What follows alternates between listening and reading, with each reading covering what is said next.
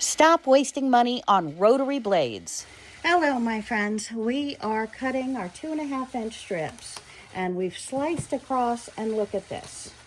It's not cutting. It's leaving this piece across, and I've done that for a few now. It's very, very irritating. So what do? Do I throw my blade away? Do I run to the store? Do I buy them in bulk? Online? How do I do this? Well, my friends, we're going to take this blade and we're going to unscrew it.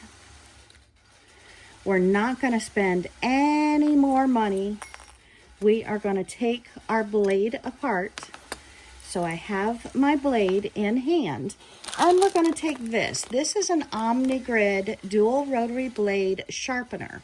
So I have bought this. It cost a lot of money for this plastic little thing, and I want to say I spent, I don't know, $20, $30. What do they cost online? But my blades, when I look them up, I'm paying about $5 a blade. So it's driving me absolutely crazy. And what do I do here? Well, we're going to put our blade down, and we're going to take this and unscrew it.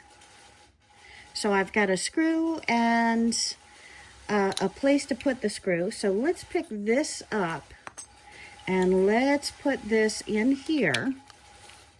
Oh, that doesn't work. So we take our blade, we lay it on our sandpaper, because this row right here is sandpaper. You can see I've used it before. I've used it a lot before, but this time I really wanted to show you why I'm using it. So we're going to put the screw in between there, and we're going to put this down on it. We're going to roll these together. And so now I have the blade directly in the center of this. I'm going to put it back down on my sandpaper, and I'm going to turn it. And I'm going to vigorously turn it. And we're going to turn it for maybe, I don't know, what should I turn it? About 30 turns. Let's see what the instruction says.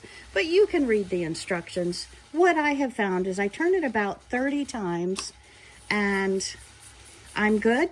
But you know what? I'm only sharpening this blade on one side. So let's turn it out, flip it around, sharpen it on the other side.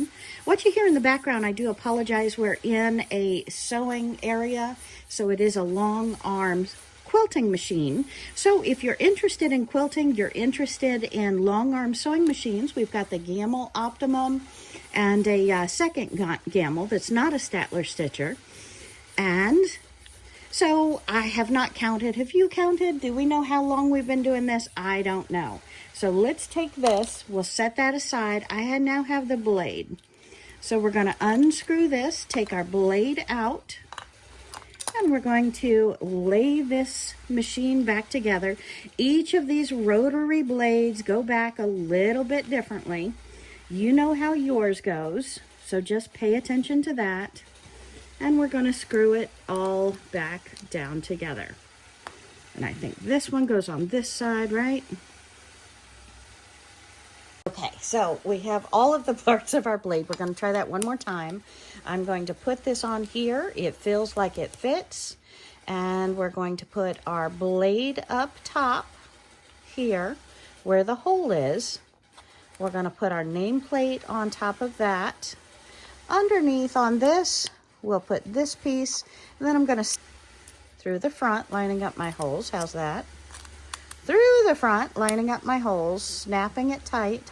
And then we're going to take the washer, and we are going to screw the washer on. There we go.